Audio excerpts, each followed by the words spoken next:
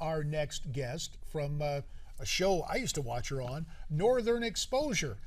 Now she's turned her attention to radio. She has a talk show on iHeartRadio, and she also has a new book that is just out, a memoir entitled A Little Bit Vulnerable on Hollywood, God, Sobriety, and Politics. She is Janine Turner. Janine, we welcome you to America's Forum. And it's great to have you with us, joining us from Dallas today.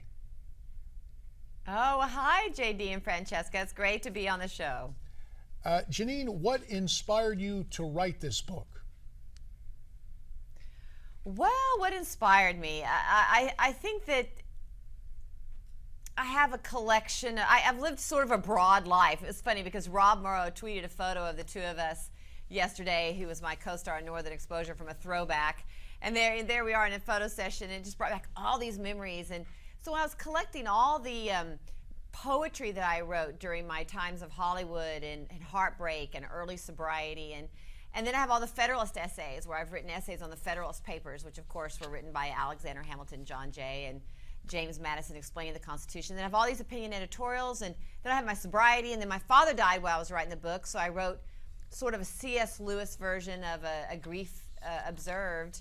So I just put it all together in one book, and afterwards, my daughter, I said, yeah, I feel a little bit vulnerable, and my daughter said, that's the title of the book.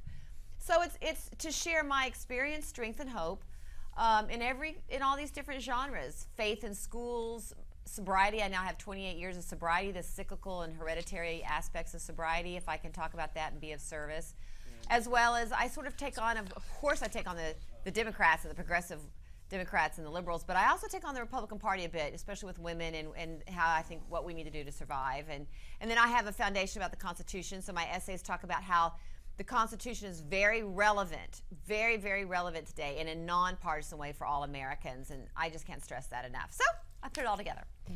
Now, Janine, I know you have a teenage daughter, Juliet. What do you hope she takes away from this book?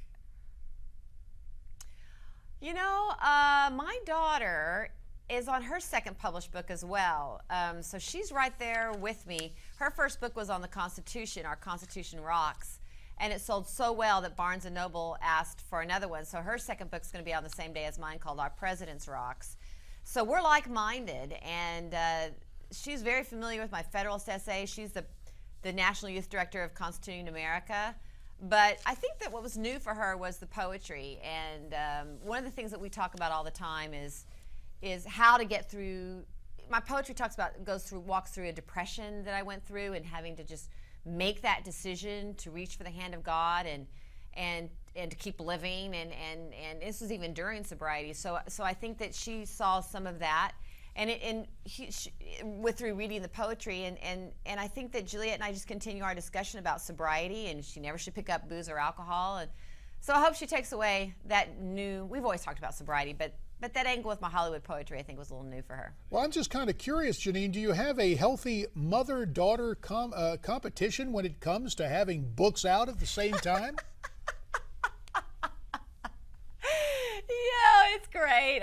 It's really kind of fun. I mean, how many mothers and daughters have their second published books coming out on, September 30th? So it's a lot of fun, and we work side by side. I'm very blessed. I don't know what she's going to do when she goes to college. I think I'm just going to have to go with her.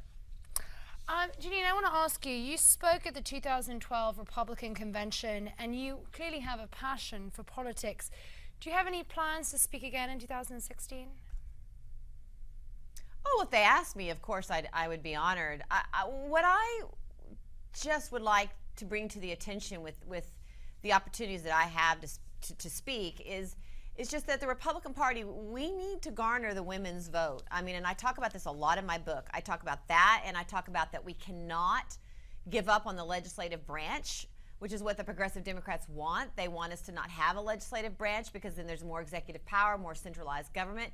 And as down as we are in the legislative branch, it is our branch. We need it. Those are our representatives. So I talk about that in the book, as well as my Truth Act, which is to limit the page numbers of these bills.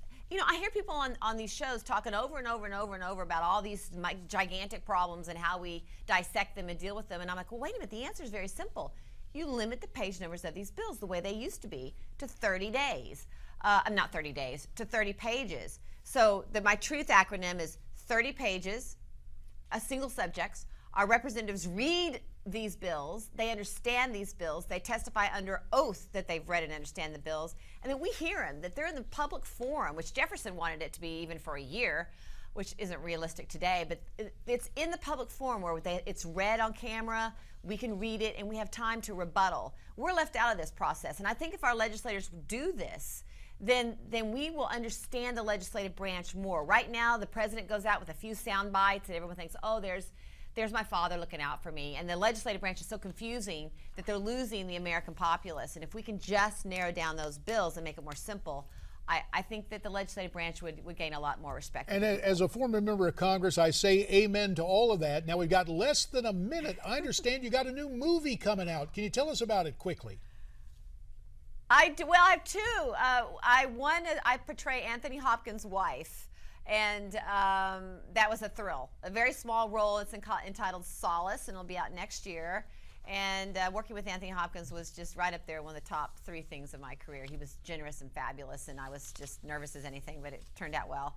And the other is an independent movie called Occupy Texas, where I play the antagonist. Mercy, we got to check that out. Janine Turner, we thank you. The box office will be looking for you. And your new book, the memoir, A Little Bit Vulnerable, on Hollywood, God, sobriety, and politics. Janine, thanks again. We really appreciate it. And speaking of healthy life, here's this morning's Max to Health report.